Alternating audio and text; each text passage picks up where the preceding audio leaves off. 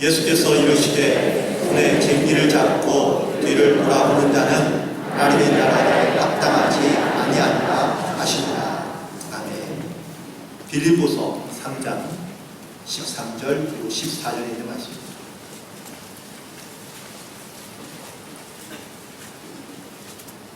한 목소리로 합독합니다.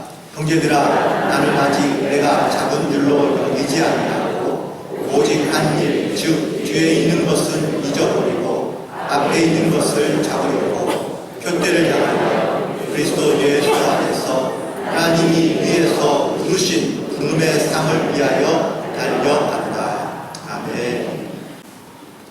오늘도 주님 안에서 승리하는 복된 하루가 되시기를 간절히 축원합니다. 어떤 한 가게가 오픈했는데 아주 재밌는 가게가 오픈했습니다. 그 가게는요, 자신이 원하는 이상형을 누구나 선택할 수 있다는 것이죠. 단 여자가 이상형 남자를 선택해서 찾을 수 있는 것인데, 건물은 5층 건물로 되어 있고 1층부터 5층까지 자기 이상형을 선택할 수 있다는 겁니다. 단 조건은 한번 선택하면 뒤로 돌아갈 수도 없고 앞으로 나아갈 수 없어서 자신의 선택을 신중하게 선택하라고 조언해 주고 있습니다. 그래서 두 여자가 이 가게에 방문하게 되었습니다. 들어가서 처음에 1층에 있는 안내문을 보니까 이렇게 써 있습니다. 이곳에는 직업이 있고 아이들을 좋아하는 남자들이 있습니다 라고 이렇게 써 있자, 이 문구를 본 두 여자가 그냥 1층이니까 패스 하고 2층으로 바로 올라갔습니다. 2층에 가면 이곳에는 돈도 잘 벌고 아이들을 좋아하며 잘생긴 남자들이 있습니다 라고 이렇게 써있자, 이 두 여자가 신나하며 흥분하기 시작합니다. 그래, 그러면은 3층에는 뭐가 있을까? 그래서 둘이서 또 손을 붙잡고 기대감으로 3층에 올라갔습니다. 3층에 도착하니 이곳에는 돈도 잘 벌고 아이들을 좋아하며 잘생기고 집안일을 잘 도와주는 남자들이 있습니다 라고 이렇게 얘기해주자, 두 여자가 더 신나며 흥분합니다. 이야, 정말 좋다. 그럼 4층에 가면 도대체 어떤 남자가 있을까? 그래서 4층에 올라갔습니다. 4층에 갔더니 역시 이곳에는 돈도 잘 벌고 아이를 좋아하고 아주 잘생겼으며 집안일을 잘 도와줄 뿐 아니라 로맨틱한 남자도 있습니다 라고 이렇게 이야기를 안내문이 있자, 그러자 이 두 여자는 서로 손을 붙잡고 흥분하기 시작합니다. 야, 드디어 우리의 이상형을 드디어 만날 수 있겠구나. 5층에 가면 정말 우리가 기대하는 사람을 만날 수 있을 것 같은데 빨리 올라가자. 그래서 빨리 올라가서 5층에 문을 열고 안내문을 읽었습니다. 5층에 적힌 안내문은 다음과 같습니다. 5층은 비어 있습니다. 출구는 왼쪽입니다.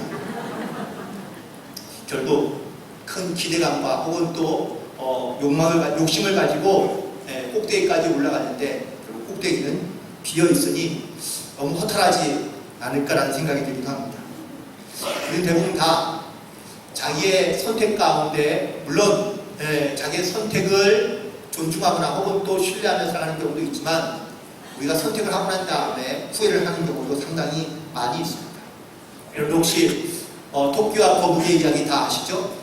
네, 저는 이 토끼와 거북이의 이야기를 보면서 이런 생각이 듭니다. 인생 경주가 우리가 다 같이 함께하고 있는데, 인생 경주가 마치 이 토끼와 거북이의 모습 같다라는 생각이 듭니다. 사실 이 토끼와 거북이의 이야기를 보면서 여러분 과연 어떤 생각을 많이 하십니까? 사실 토끼와 거북이는요, 경쟁 상대가 될 수 없습니다. 네, 달리기를 하는데 감히 어떻게 거북이가 토끼를 이길 수 있을까요? 그러니까 사실 처음부터 이 이야기는 우리의 상식에는 벗어나는 이야기라고 볼 수 있습니다.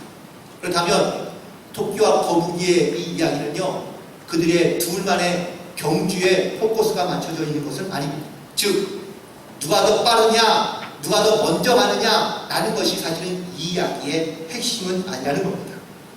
그런데 우리는 대부분 다 우리 인생을 살아가면서 이런 생각들을 많이 합니다. 세상에서 누가 더 빨리 가나. 그래서 많은 사람들은요, 빨리 가는 삶이 성공하는 인생처럼 생각하며 그걸 되게 부러워합니다. 그런데 빨리 간다고 다 성공하는 것은 아니라는 사실이죠. 토끼는 속도가 빠르긴 하지만 하지만 그렇다고 성공한 인생을 산 것은 아니라는 것이죠. 거북이는 속도는 느리지만 그렇다고 실패한 인생이라고 말하기는 어렵습니다.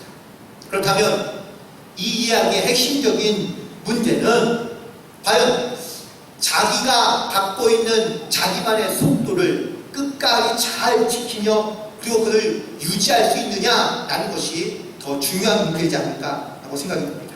즉 속도가 중요한 것이 아니라 자기의 속도를 알고 그 속도를 유지할 수 있는 것이 중요하다는 것이죠.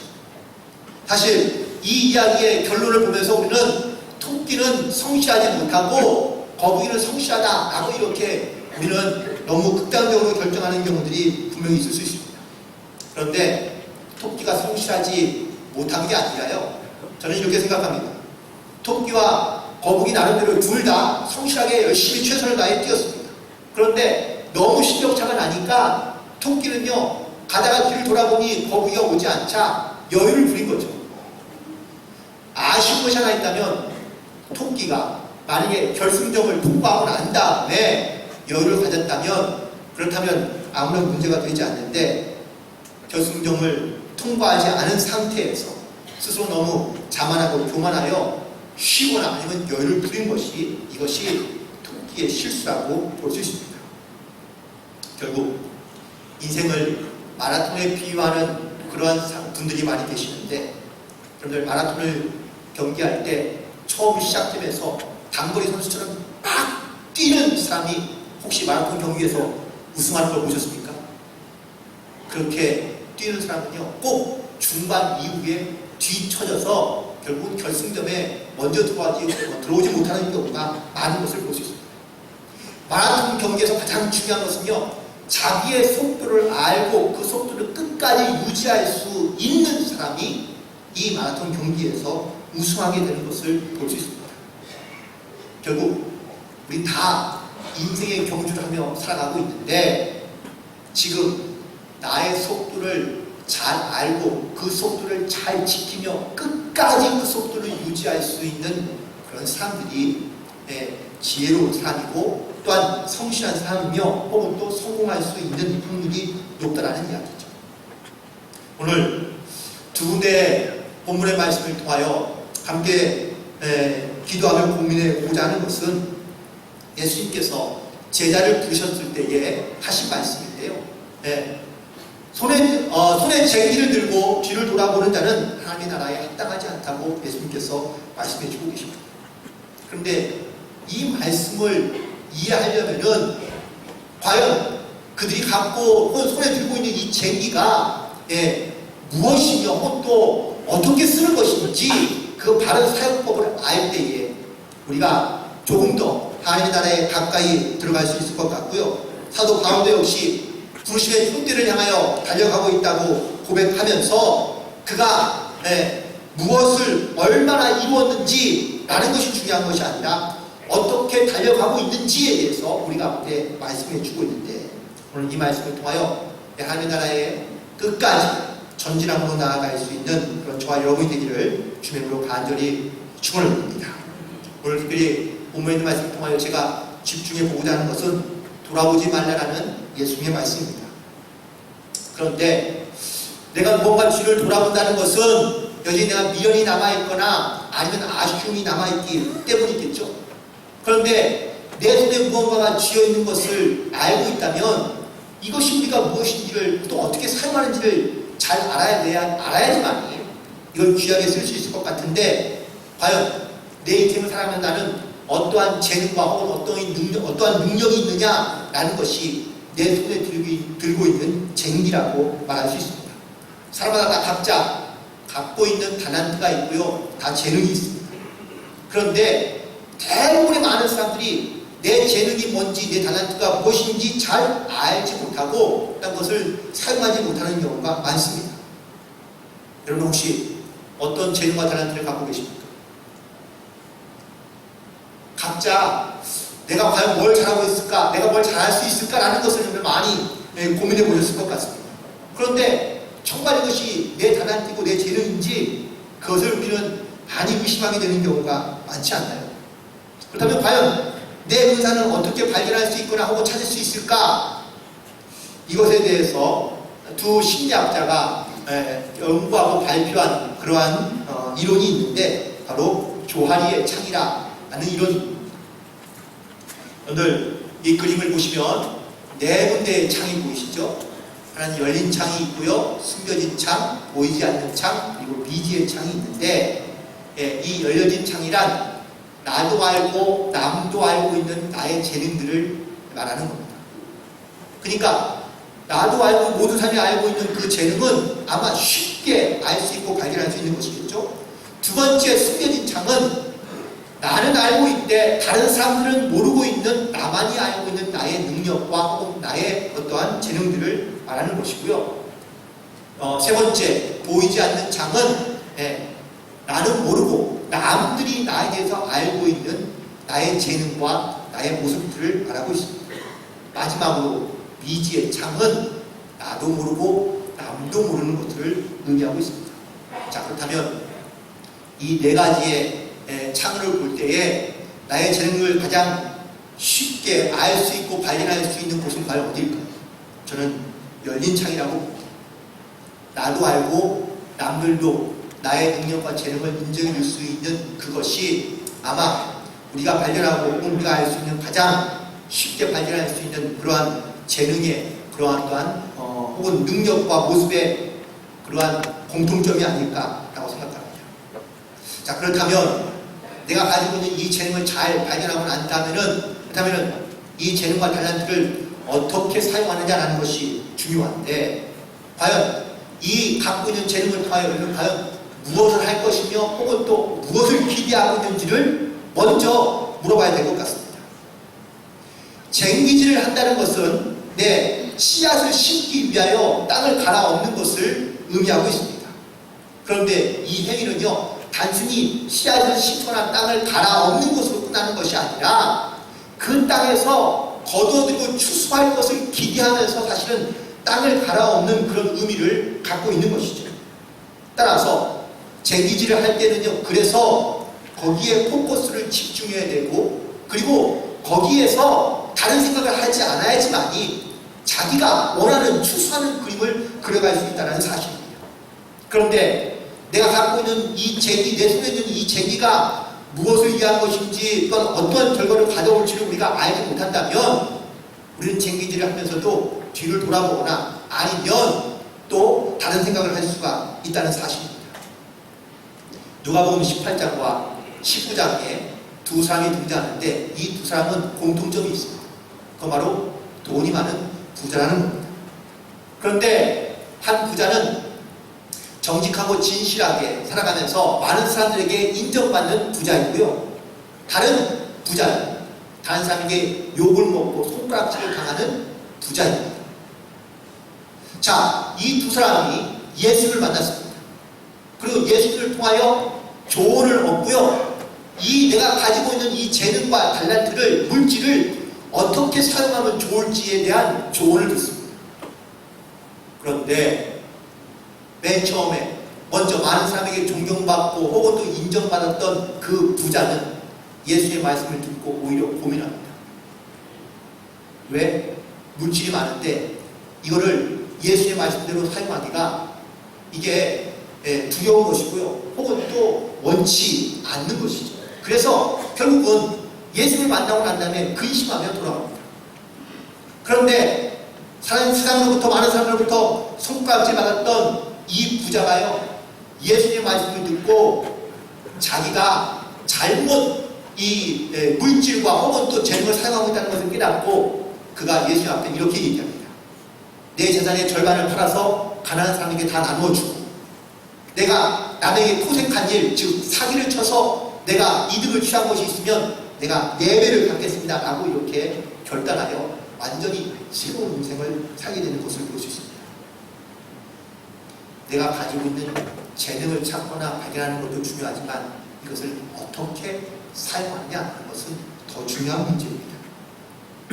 그러면서 예수님께서 말씀하십니다. 너의 손에 든 쟁기를 갖고 있으면 이 쟁기를 붙잡고 뒤를 돌아보지 말라는 겁니다. 뒤를 돌아본다는 것은 아까 말씀드린 것처럼 최선을 다하지도 않으면서 수고하지도 않으면서 그 대가를 얻으려 하거나 아니면 미련과 아쉬움이 여전히 남아있다는 뜻입니다. 그런데 여기에 또 다른 의미가 하나 더 있는데, 뒤로 돌아본다는 의미는 이스라엘 백성들의 사고방식에 의하면 중간에 포기한다는 뜻입니다. 여러분들, 농사를 지으려면요, 밭을 경작하는 것이 이게 끝이 아니잖아요.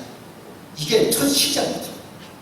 밭을 경작하고 난 다음에 그 다음에 씨를 뿌려야 되고요. 그리고 씨를 뿌리고 난 다음에 추수할 때까지는 많은 노력들이 필요한데, 시작부터 이렇게 재무기질을 할 때에 뒤를 돌아보거나 아니면 미련을 갖고 있으니 추수할 때까지 과연 그 사람이 갈 수 있을까?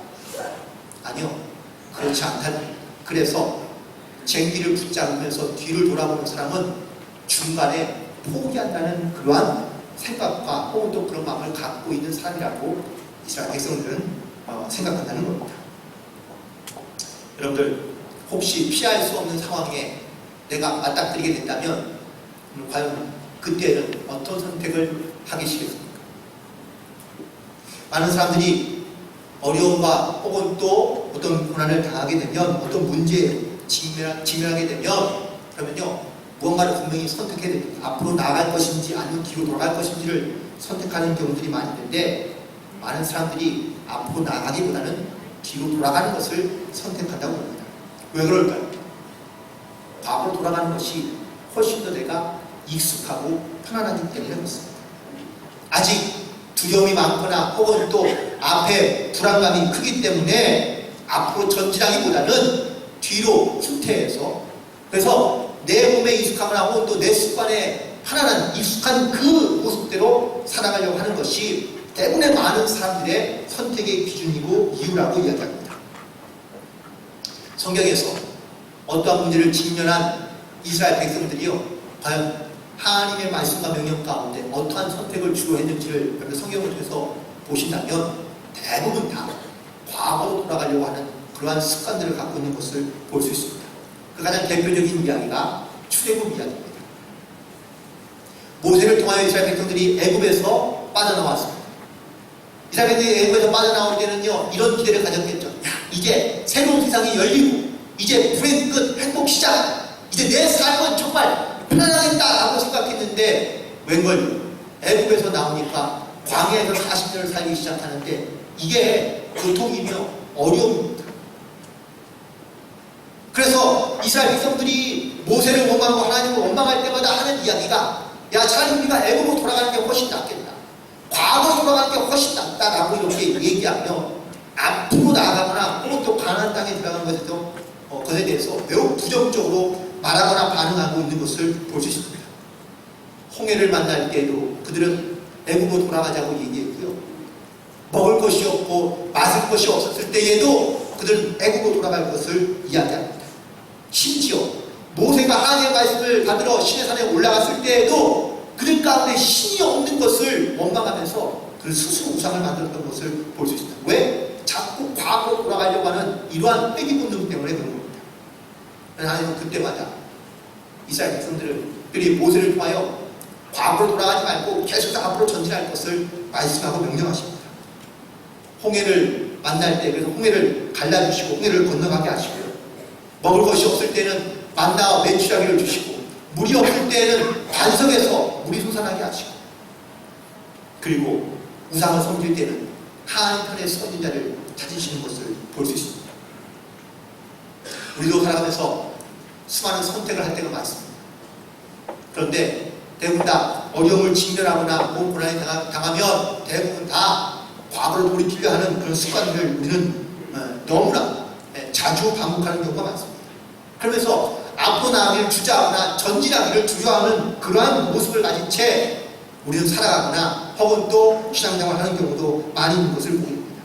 그래서 사도 바울은 오늘 본문에 빌립보서 3장에 있는 말씀처럼 우리가 하나님을 향하여, 흠대를 향하여, 하나님의 나라를 위하여 전진하자라고 이렇게 우리 가운데 권면해주고 있는 것을 알 수 있는데, 그렇다면 우리가 무엇을 향해 나아가느냐라는 것이 매우 중요한데, 여러분들이 어떠한 목표를 세우고 그 표대를 향하여 달려가고 있느냐라는 것이 매우 중요합니다. 예수님이 이 땅에 오신 목적이 있죠. 네, 그 목표가 무엇이냐? 그럼 바로 십자가에 달려 죽음으로 말미암아 많은 영혼들을 구하는 것이, 이것이 바로 예수님의 목표였습니다. 그리고 목적은 모든 영혼이 구원받게 하는 것이 예수님의 목적이었는데, 이 목적을 이루시고 난 다음에 예수께서 하늘로 올라가시면서 우리 가운데 명령하신 말씀이 있습니다. 그게 바로 마태복음 28장 19절부터 20절에 있는 말씀이며, 또 우리 올해 표어이기도 한데, 너희는 가서 모든 족속을 제자로 삼아 아버지와 아들과 성령의 이름으로 세례를 베풀고 내가 너희에게 분부한 모든 것을 가르쳐 지키게 하라. 이게 바로 주님께서 우리에게 주신 목표, 표대이며 방향입니다. 이 목표를 향해 우리가 전진하며 나가야 될 줄로 믿습니다. 두 번째는 이 목표를 향해 나아갈 때 그럼 우리가 누구를 위하여, 무엇 때문에 라는 이러한 질문을 갖게 되는데, 오늘 사도 바울은 오직 예수 그리스도를 위하여 예수 안에서 우리가 이 목표를 이루어야 된다고 말해주고 있는 겁니다. 목표를 전하는, 복음을 전하는 이유는 나 때문이 아닙니다. 주님의 나라와 또한 하나님께 영광 돌리기 위한 그런 목적과 이유를 가지고 우리가 예수님을 위하여, 하나님을 위하여 복음을 증거하는 일을 감당해야 될 것이라고 사도 바울은 우리 가운데 말씀해주고 있습니다. 빌립보서 1장 20절에 보니까 사도 바울은 나의 간절한 기대와 소망을 따라 아무 일이든지 부끄러워하지 아니하고 지금도 전과 같이 온전히 담대하여 살든지 죽든지 내 몸에서 그리스도가 존귀하게 되려 하기를 원한다고 그런 고백하고 있습니다.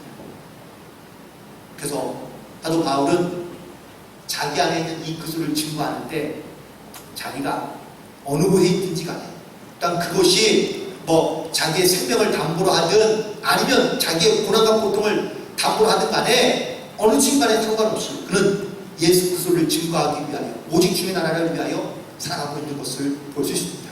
그리고 우리에게 이렇게 살라고 또한 역시 권면해 주고 있죠. 결국 사도 바울은 이렇게 오늘 본문의 말씀을 통하여 우리가 하나님의 나라와 그리고 예수를 위하여 우리가 살아가게 될 때에 하나님은 우리 가운데 귀한 부름의 상급을 주실 거라고 말씀해 주고 있습니다. 그런데 이 사도 바울이 말하는 부르심의 상, 우리가 마치 어떠한 일을 최선을 다해서 노력하고 혹은 헌신하고 난 다음에 우리에게 돌아올 상급을 우리는 많이 기대하는 것이 사실입니다.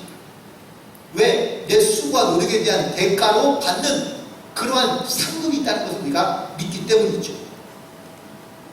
오늘 본문 말씀 가운데 사도 바울이 말하는 이 부름의 상은 과연 이렇게 그가 나중에 얻게 될 면류관과 상급을 의미하고 있는 것이 사실이긴 하겠지만, 사실 오늘 바울이 고백하고 있는 이 부름의 상은 면류관이 아니라 사실 3장 11절에 이야기하고 있는 부활의 능력입니다.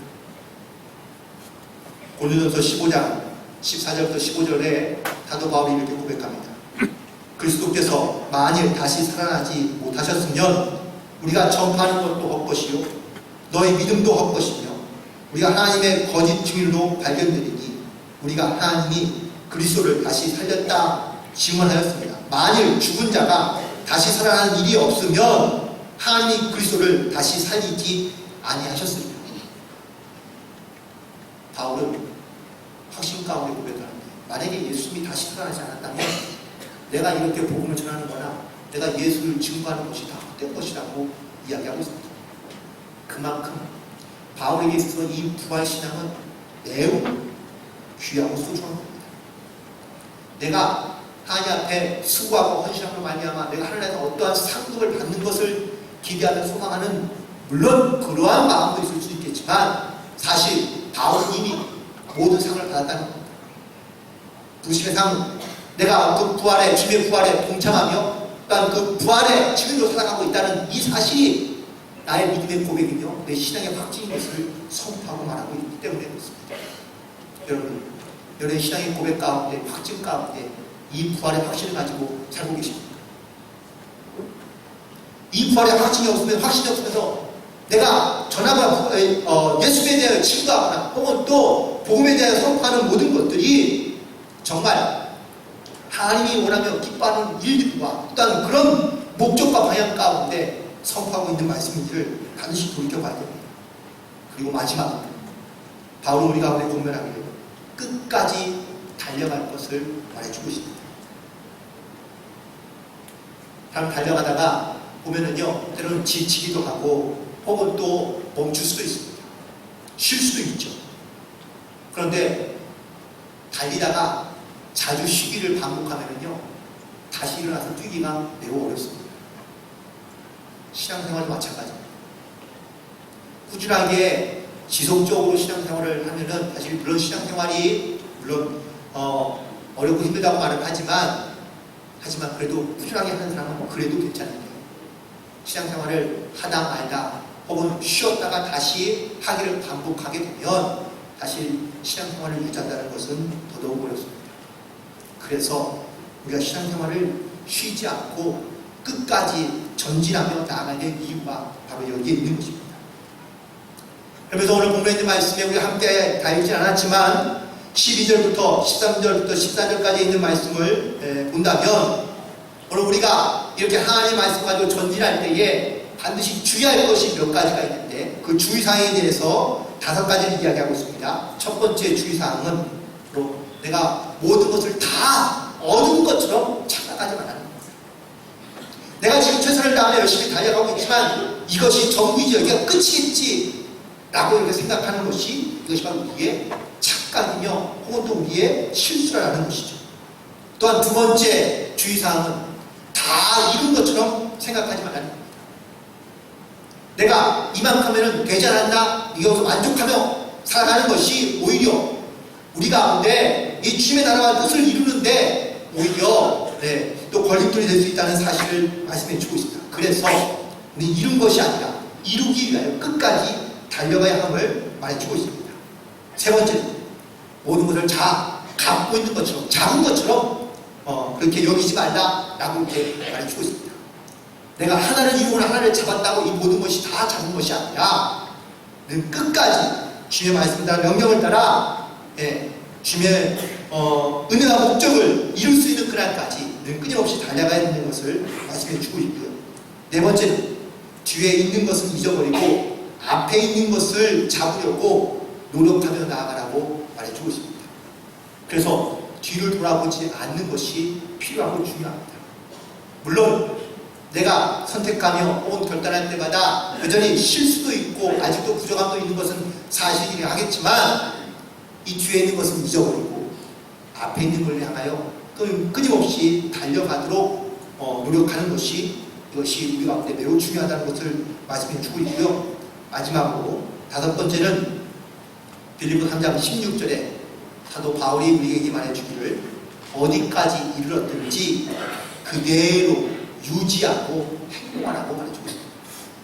마치 자기 인생의 자기의 속도를 잘 알고 있으면 그 속도를 유지해서 끝까지 달려가는 것이 중요한 것이지 자기 페이스를 오버해서 막 너무 앞서가거나 혹은 너무 달려간다면 오래가지 못해서 지치거나 아니면 중간에 포기하는 일들이 많다는 사실을 말해주고 있는 것이죠. 따라서 지금 나의 신앙 혹은 내 믿음의 또 내 삶 안에서 나는 지금 내 인생의 속도를 얼만큼 내고 있는지 이것이 내 속도 가운데 가장 최선을 다해 달릴 수 있는 가장 적절한 속도인 것인지를 우리가 또한 분별하는 깨닫는 것도 매우 중요합니다.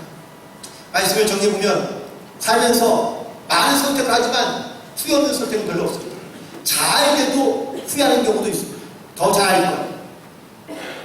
하지만 우리는 무엇인가 어려움을 만나거나 혹은 또 힘든 일을 만날 때마다 벽에 부딪힐 때마다 우리는 내가 선택했던 것들을 다 후회합니다.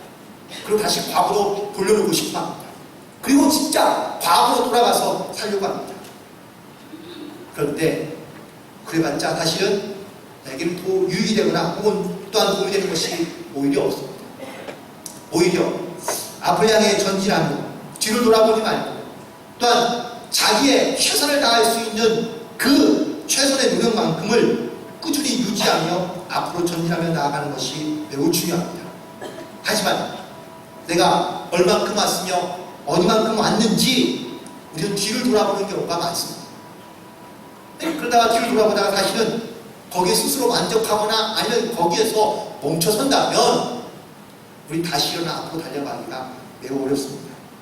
따라서 지난날에 내 많은 선택과 혹은 또 많은 결과들을 후회하면서 혹은 과거로 돌이키거나 돌아가기보다는 새로운 도전과 기회를 주시고 또한 그 안에서 도우시고 역사하시는 하나님의 은혜를 사모하며 또한 믿음으로 선포하시면서 하나님의 나라를 향하여 끝까지 전진하며 나아갈 수 있는 저와 여러분에게를 간절히 소망합니다. 오늘도 지금 우리 가운데 함께 하실 뿐만 아니라 우리 가운데 수많은 기회를 제공해 주실 텐데 그 안에서 다른 선택과 혹은 또 나의 인생의 속도를 잘 맞추어서 또한 주님의 발걸음과 함께 맞추어서 주와 동행하는 삶을 살아간다면 여러분 안에 반드시 하나님의 나라와 뜻을 이룰 수 있는 놀라운 일과 역사들이 나타나게 될 줄 믿습니다. 한 주간의 믿음으로 승리하며 살기를 주님으로 간절히 축원드립니다. 기도하시겠습니다. 하나님, 우리 사랑하시고 하나님의 은혜 가운데 인도하여 주심을 감사합니다. 우리 여전히 부족하고 연약한 존재들이지만 하나님을 의지하며 또한 주님을 붙잡고 나아갈 때마다 하나님께서 나를 통하여 일하시고 역사하시는 살아계신 증거들을 만나게 해주심을 감사합니다. 하나님, 오늘 말씀을 통하여 우리가 손에 쟁기를 들고 뒤를 돌아보는 것이 합당치 않다고 말씀하신 것을 들었사오니 주여, 나에게 주신 하나님의 귀한 재능과 달란트를 가지고 주를 위하여 하나님의 나라를 위하여 하나님 뒤를 돌아보지 아니하고 하나님 또한 끈대를 바라보며 끝까지 전진하며 나아갈 수 있도록 인도하여 주옵시고 그 안에서 주님의 크신 은혜와 영광을 함께 바라보며 기뻐하며 감사함으로 살아갈 수 있는 거룩한 주의 백성들 될 수 있도록 역사하고 동행하여 주옵소서. 모든 영광을 주께 돌려드리오니 하나님 홀로 영광 받아주실 줄 믿고 감사드리오며 예수님의 이름으로 기도드리옵나이다. 아멘.